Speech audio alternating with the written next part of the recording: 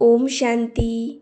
आज हम जानेंगे कि जब भी किसी बच्चे का जन्म होता है तो वह रोता क्यों है।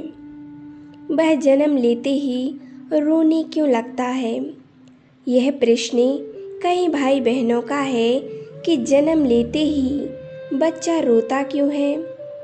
तो आज हम इसी को अच्छे से समझेंगे कि जन्म लेते बच्चा क्यों रोता है, इसका क्या कारण है। क्या जन्म लेते ही बच्चे का रोना ज़रूरी है। तो सबको अच्छे से समझना है तो वीडियो को अंत तक ज़रूर देखें। जब बच्चे का जन्म होता है तो परिवार के सभी लोग बहुत खुश होते हैं, बहुत खुशियाँ मनाते हैं। लेकिन जो बच्चा जन्म लेता है वो क्यों रोता है, उसे इतना दुख क्यों होता है कि वो रो रहा है। ऐसा क्या कारण है कि जन्म लेते ही सबसे पहले वो रोने लगता है। तो इसके पीछे क्या उसका कोई कर्म है। लेकिन वो तो अभी छोटा है, उसने तो कोई भी कर्म नहीं किया, वो तो अभी पैदा ही हुआ है। फिर वो कौन से कर्म करके आया है कि जन्म लेते ही उसको इतना कष्ट हो रहा है कि वो रोने लगा है, वो जन्म लेते ही रो रहा है। तो इसका क्या कारण होता है। देखिए, व्यक्ति रोता कब है, जब उसको दुख हो, तकलीफ़ हो या कोई परेशानी हो, कोई कष्ट हो, तभी व्यक्ति रोता है। फिर उस बच्चे को ऐसा क्या कष्ट है जो वो पैदा होते ही रो रहा है। क्या उसको गर्भ के अंदर कोई दुख मिला, कोई सज़ा उसको मिली, गर्भ के अंदर उसको कोई ऐसा कष्ट हुआ है, कोई ऐसी सज़ा मिली है कि वो पैदा होते ही रो रहा है।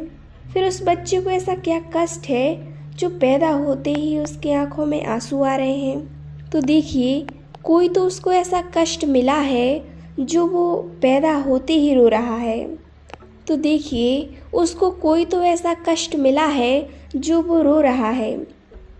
तो आज जानेंगे कि गर्भ में उसको ऐसी क्या सजाएं मिली हैं, उसको ऐसा क्या कष्ट हुआ है जो वो रो रहा है। आज हर बच्चा जो जन्म लेता है वो रोता ज़रूर है। आप लोगों ने देखा होगा, कहीं भी बच्चा जन्म ले तो वो जन्म लेते ही सबसे पहले रोता है।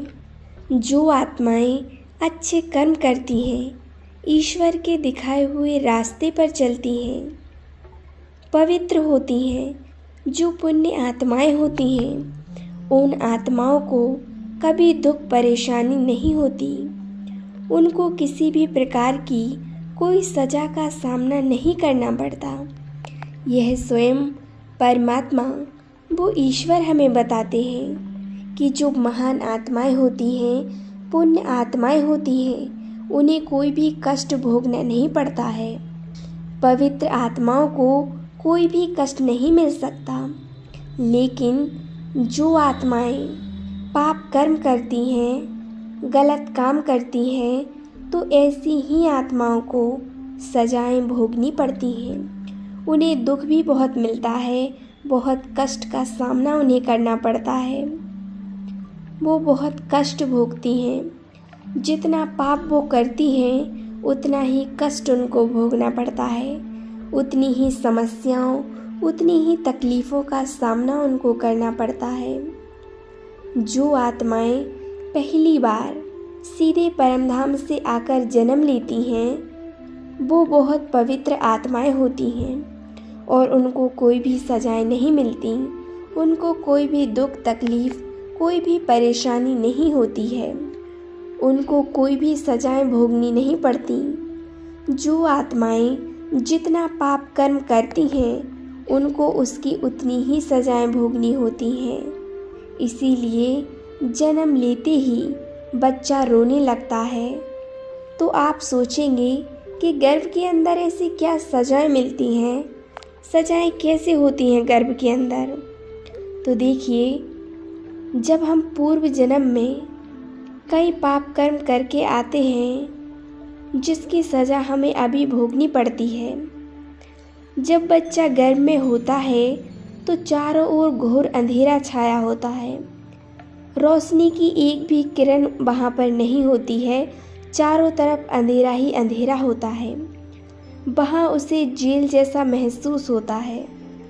आप खुद सोचो, यदि आपको ऐसे कहीं अंधेरे में बंद कर दें, जहाँ बिल्कुल भी उजेला ना हो, चारों तरफ अंधेरा ही अंधेरा हो, ऐसी जगह आपको बंद कर दिया जाए, तो आपको कैसा लगेगा? आप वहाँ पर कितने समय तक रह पाएंगे? जहाँ चारों तरफ अंधेरा हो, वहाँ आपको कैसा लगेगा? कितने समय तक आप वहाँ रह सकते हैं? आप खुद सोचो।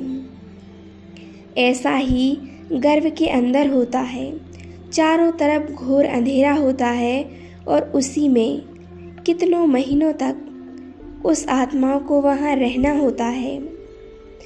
तो सोचिए उसको कितना कष्ट होता होगा, कितनी तकलीफ़ उसको सहनी होती होगी। जो आत्मा पाप कर्म करके आती है, उसे मरने का भी बहुत डर होता है, और जब जन्म लेने का समय आता है, वो समय अत्यंत दुख भरा होता है। उस समय बहुत तकलीफ़ होती है, इसीलिए वह बच्चा रोता है। आप उस बच्चे के चेहरे को ध्यान से देखना, उस बच्चे के फेस पर कितना दुख होता है, उसका फेस कितना दुख भरा होता है।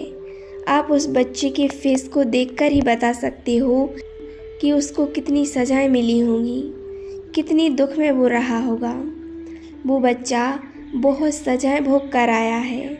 इसीलिए हमें हमेशा एक चीज़ का बहुत अच्छे से ध्यान रखना है कि हमें हमेशा अच्छे ही कर्म करने हैं और अपने पुण्य का खाता जमा करना है, जिससे हमें यह दुख तकलीफ़ें ना भोगनी पड़ें और हंसते हंसते हम अपना शरीर छोड़ें और हंसते ही हंसते हमें जन्म मिले। कोई भी सजाएं हमें ना भोगनी पड़ें। ऐसे पुण्य कर्म हमें करने हैं और अच्छी जगह हमें जन्म मिले। जब हम पुण्य कर्म करते हैं तो मरने के बाद सभी लोग हमें याद करते हैं, हमें दुआएं देते हैं, हमारे लिए अच्छी ब्लेसिंग्स देते हैं, और जो पुण्य का, दुआओं का जो खजाना हम जमा करते हैं, उससे हम सजाओं से भी बच जाते हैं। हमें जीवन में कोई भी दुख तकलीफ़ नहीं भोगनी पड़ती, हमें कोई भी परेशानी नहीं आती। इसीलिए हमेशा अच्छे कर्म करो, श्रेष्ठ कर्म करो, क्योंकि कर्मों का फल हमें भोगना ही होता है। चाहे फिर वो अच्छे कर्म हो या बुरे कर्म हो, इस जन्म में ना सही तो अगले जन्म में हमें उनको भोगना ही है। हम अपने कर्मों से कभी नहीं बच सकते, हमें कर्मों का फल भोगना ही पड़ता है। इसीलिए हमेशा अपने जीवन में अच्छे कर्म ही करो, परमात्मा को याद करो, सभी को साकाश दो, मेडिटेशन करो, अपने कर्मों पर विशेष ध्यान दो। गलती से भी आपसे कोई गलत कर्म नहीं होना चाहिए। हमेशा दूसरों का भला करो, दूसरों का अच्छा ही सोचो। ओम शांति, ओम शांति, ओम शांति।